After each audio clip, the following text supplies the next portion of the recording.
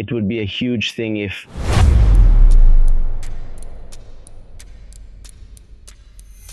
I'm Moussa Ahmed, the fastest dancer worldwide and the owner of The Estate.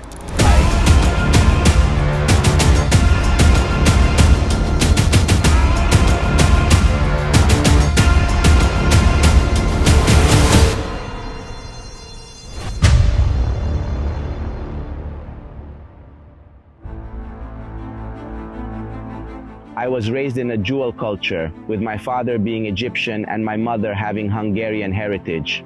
My artistic expression emerged from the intertwining of these two influences, leading me to establish the urban verbunk. I was born in Hungary, but I consistently spent the majority of the school breaks in Egypt. When I hear about Arab culture, when I hear Arab music, it moves my inner self, my heart, my soul, but I feel the same way about Hungarian culture. I can deduce this in such a unified symbiosis within myself.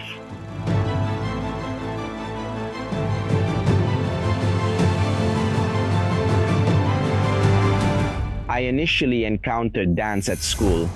Following the initial meeting, I realized that I desired to pursue dance because it was ingrained in me when they demonstrated the initial steps in school and showcased the essence of traditional culture and folklore. That something much more global and grandiose can be achieved from all of this, and it encouraged me to incorporate into my own art, its form of language, what I refer to as urban bohemian style, which combines elements of urban aesthetics with a bohemian sensibility.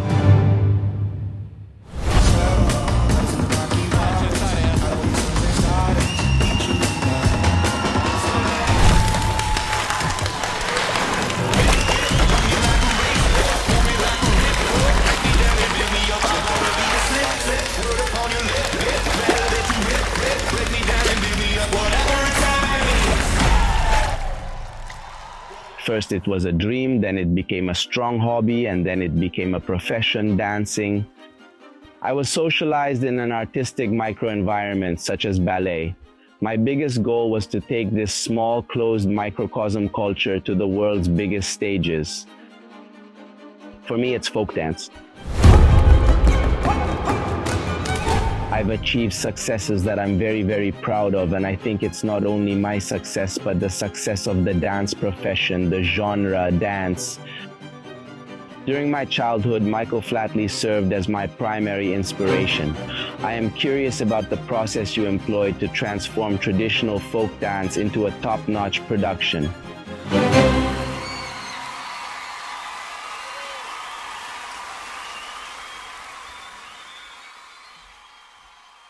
I was 19 years old when I initially made it to the Britain's Got Talent competition for the first time in my life. We checked on the internet when this is possible. We wrote a message to one of the organizers. We found his phone number and they said that, guys, if you want to come, then you should buy yourselves a plane ticket. Well, we also went to London on Saturday, and when we stepped onto the stage, we saw that this is what we used to see on TV, that Simon Cowell is sitting across from us, and Alicia Dixon, that they will judge us, which we used to watch and see from Hungary, so we couldn't believe that this could happen to us.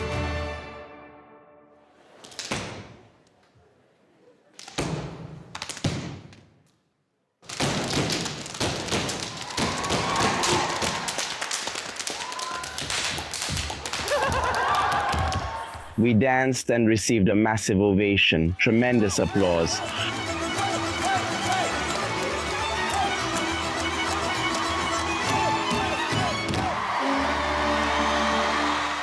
No one believed where we were, and suddenly, half a year later, they shared this video and the internet exploded. This is actually where my dancing career began, that I was able to achieve the parliament in Beijing. We were dancing at the Rio Olympics. I am very proud. We were able to step up to Lincoln Center in New York, and what I am still very proud of is that we were invited to dance a production for Prince Charles's 70th birthday, especially for them. It was necessary for us to step up. Well, we didn't believe that we could go dancing in Buckingham Palace, but we did. For me, this is an enormous gift that this can be my vocation, and I truly danced in locations where even if I were an extremely wealthy individual, I could not have placed it at our feet.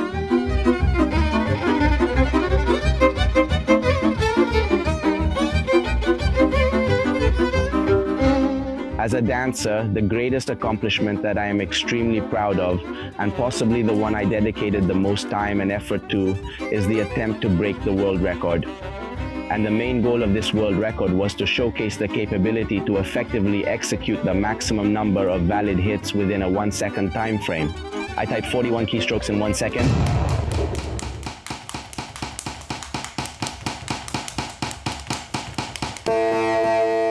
The main goal of this world record attempt was to dress the art of dance in a way that has never been directed towards this genre before, with the aim of showcasing its beauty and creativity to a wider audience.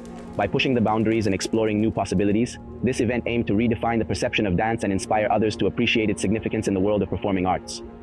Until the end of my life, I believe it will be an immense source of pride. The Urban Verbunk was established because I desired to create a dance group in the style of Michael Flatley, capable of delivering breathtaking performances on the world's grandest stages and showcasing awe-inspiring spectacles to people around the globe.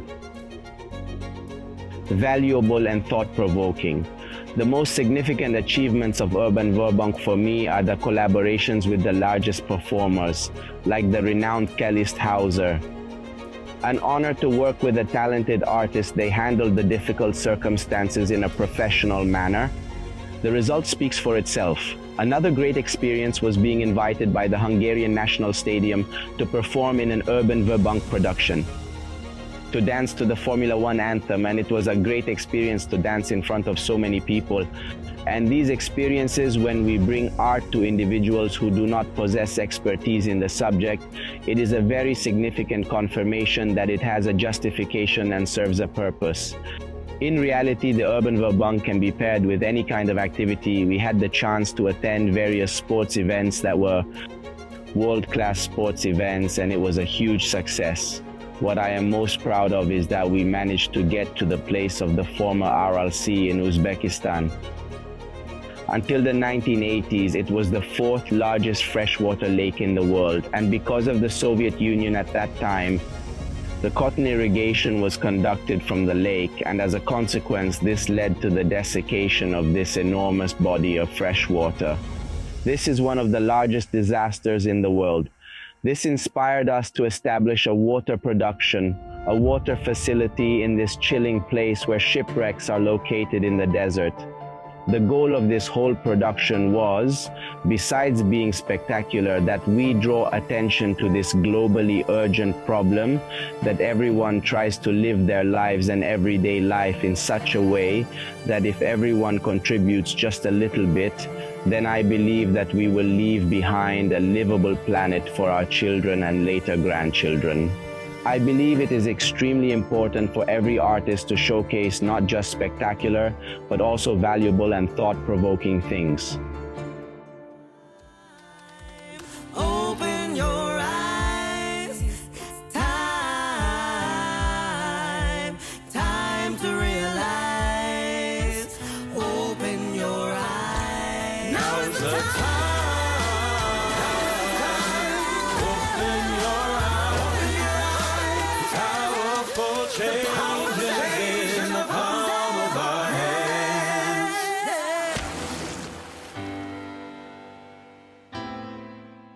The most significant production by Urban Verbum is titled Don't Light the Planet.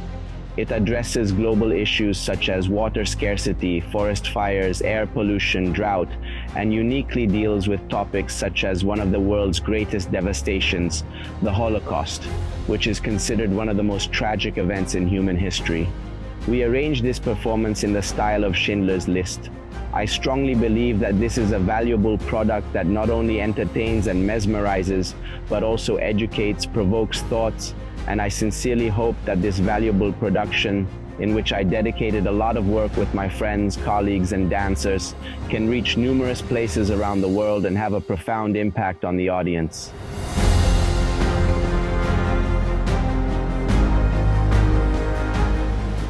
We create the crossover sound by what we haven't seen so far, is that we incorporate classical music, pop music, the greatest opera arias, the greatest classical music pieces into the performance in a way that they constantly create a parallel.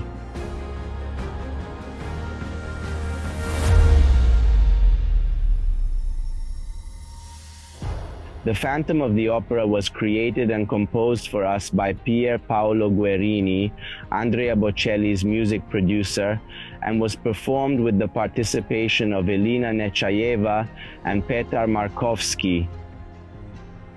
For us, this presents a tremendous trust and opportunity to work even more, practice even more, and ultimately reach the level we aspire to achieve.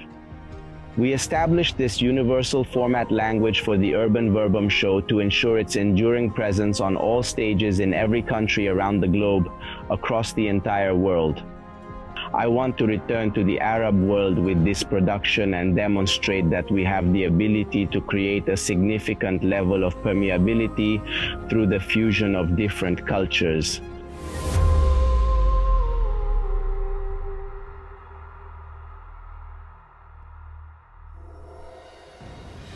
The greatest motivation and the greatest aspiration is to be able to work together with a huge talent with Urban Verbum and Marcelito Pomoy. He is a countertenor whose specialty is that he can sing in two voices simultaneously, and this further enhances that art, that crossover between different vocal ranges. The effect we aim to emphasize in Urban Verbum's artwork is that we clothe dance in a distinct coat, specifically an urban, a coat that represents the city.